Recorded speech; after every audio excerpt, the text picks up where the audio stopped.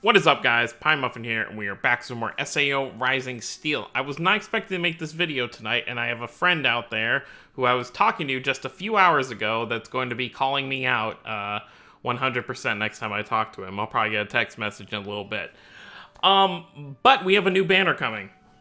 We're getting a Yuna and Ordinal scale Asuna coming up actually tomorrow. I didn't think this was going to happen because I thought they were going to slow down a bit because we do have the war event going on, which I haven't really farmed too crazily. Looks like what I had left to do on that fight, someone helped me out with. I haven't farmed it too much, but I do need to get into it. There's just been a lot of stuff going with different mobile games. But what I was expecting to happen was we have this blue banner up right now. We'll have the non-elemental banner up on the, what is it, the third, the second? So this goes away on the second, so pretty much right at the third. And then I was expecting after that one, maybe like on the 4th or the 5th next week, we would get a brand new banner, but it looks like they're saying F that noise, which is fine because, you know, Dark is nice to actually have for this thing. So if you do both of this, Asuna and the Yuna are Dark Element, which even deeper puts fire into the crapper for a bit, because we still, Tiese is the only summonable fire unit that we have, so we're going more dark. So if you don't have Kirito or Yuki, this is another good banner for everyone to summon on. So we're going to break down the units real quick, and then tomorrow when the stuff, or later today, kinda, when the stuff goes live, I'll probably do, I'm not too keen on either of these characters. I mean, we'll see how their skills are, but overall, I think I'm just going to do the one-time half off. If I get them, great. If I don't, great. But before we go into that, I want to mention something down here. So if you scroll down to the actual unit list, we finally have a new banner that's not like some kind of special, you know, guaranteed 4-star or whatever, that has more than 8 units. So you look here, we have Kirito, Yujiro, Alice, Leafa, Yuki, Tiese, Rani, Asuna, and Sortiliana is finally in the general pool. So I'm wondering if this is going to be the layout that they kind of have, where they just add a new don't remove anybody, but add people. So maybe like the next banner we get in like a week or so, which I think the next main banner we'll get will probably be like a Valentine's banner, possibly. So we could get like a Kirito and Asuna maybe for that, which you can pretty much make a full Asuna team at this point in the game. But maybe Eldry will be on that banner moving forward. So it's very interesting to see that this might be... I don't think they're going to keep it like that, because this list will get exceedingly long if they do that. So maybe after like 10 to 12 units, maybe then they'll start to swap people out, just depending on who's on the banner. But you pretty much have a 4 in 11 chance to get a dark unit on. Well, Yuki's on here, right? Yeah, there she is. So you pretty much have a 4 in 11 chance of having, if you pull a 4-star, that it's going to be a dark unit. So that's actually not bad at all. But let's move up here and see what these units actually do, because I have not actually looked at their stuff yet. So let's go ahead, let's look at Yuna first. Let's look at these skills. So she has a charge, she has an assault, and she has an enhance. So let's see. Okay, so she's actually a good unit because she's going to attack all. So Sonic Leap and Cheer C+. Slash attack strong on single enemy. Cast heal on dark element party members for 1 turn. So we're getting more into that solo typing. So if you do already have Kirito and Yuki, Yuna is going to be a great character to kind of buff your, or work with your team during this raid event. Because there are a lot of bosses that can appear in the War of Underworld stuff, especially like the raid bosses, that will end up being light element. So having someone who's not directly a healer, but also charges and heals is actually pretty good. And then Incarnate Charge is 20%.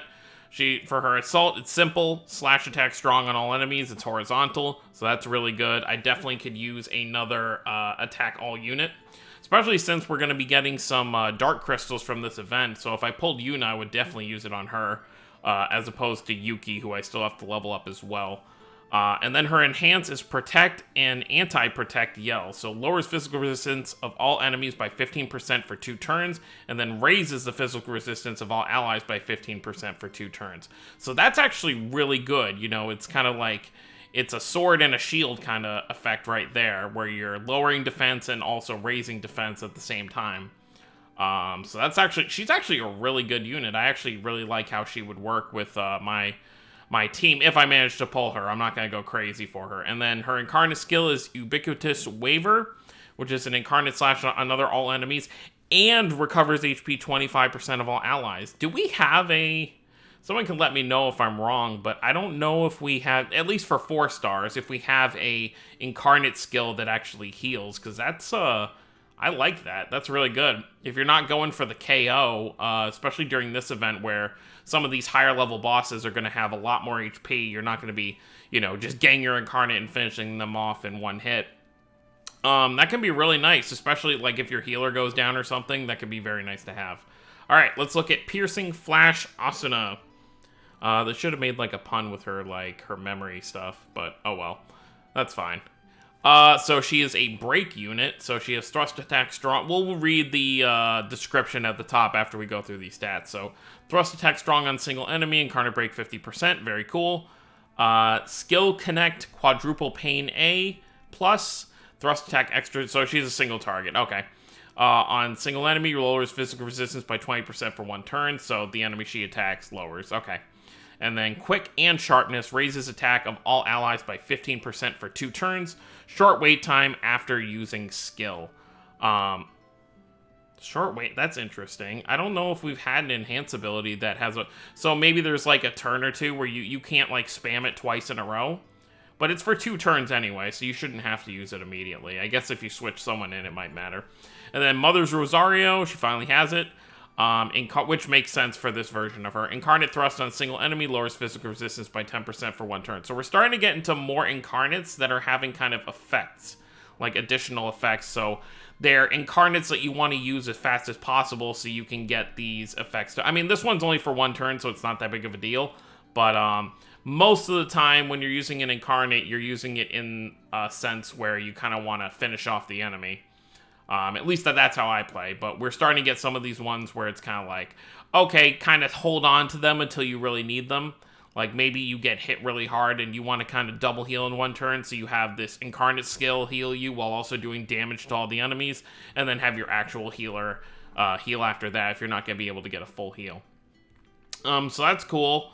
Let's see what it says up here for these two. So Yuna is a charge character possessing a powerful charge skill. That's a lot of charge. Skill equivalent to an assault skill. Okay, makes sense. Use her enhanced skill to lower an enemy's physical resistance while boosting up your allies. Her incarnate skill is the physical attack on all enemies, Ubiquitous Waver. So it'll be interesting to see how that looks. So much for because they used to do it where it's like the Twitter would, 2 days before we'd start to see the units, but they haven't been posting this kind of stuff lately. It's just kind of, maybe they just did that first to promote the game, but now they're just like, all right, news in game, let's go. Piercing Flash Asuna, including her break skill, take advantage of her assault skill that can lower an enemy's physical resistance. Plus, check out her enhanced skill that can raise up your party's attack without a long wait time. Without a long wait time? What does that even mean? Okay. Her incarnate skill is a single enemy's physical attack, Mother Rosario. So, maybe I misread what it said down here for Asuna. What did it say? Short wait time after using skill. So maybe it just means Asuna's next turn is faster? So this is why they're doing this. It's Ordinal Scale's 3-year anniversary scout. Okay, so that makes a lot more sense. It's not, they're just not randomly throwing an Ordinal Scale thing in here. But yeah, they look like really good units. I really would love to pull this Yuna. I mean, Yuna's not a character I'm gonna, like, chase after, but, she's definitely a very nice unit. So if I pulled her, I would level her up and limit break her as fast as I can immediately. So that banner will be up tomorrow. Does anything else... Does this go away? No, this doesn't go away till the 6th. So we might see another new banner around the 6th as well, which is about a week from now. So that sounds about right. So let me know if you guys are excited for the Ordinal Scale units of Yuna and Asuna. We might get a part 2, like maybe a week from now. We'll get like a Kirito and maybe like another Sinon or something to kind of go along with it. Very interesting that Asuna is getting a dark typing, since most of her types so far, well, all her 4 stars that are just like normal, her regular one, and I think there's another Asuna. The SAO Asuna is non-elemental as well. So very interesting that she's going to be Dark Element. But let me know what you guys think of these units down below. Let me know if you're going to be summoning. And I will see you all tomorrow when I make my quick little summon video. We'll do a quick little summon on the weapon banner, as well as the... because I would definitely love to have some more dark weapons, definitely. So yeah, we'll do some summons there, and then we'll do a summon on the character banner, and hopefully pull Yuna or Asuna. I'll take either one, honestly. It'll add to my growing collection of units. So, thank you all for watching. Don't forget to subscribe for more if you're new to the channel. I will see you all next time. Have a wonderful day, everyone.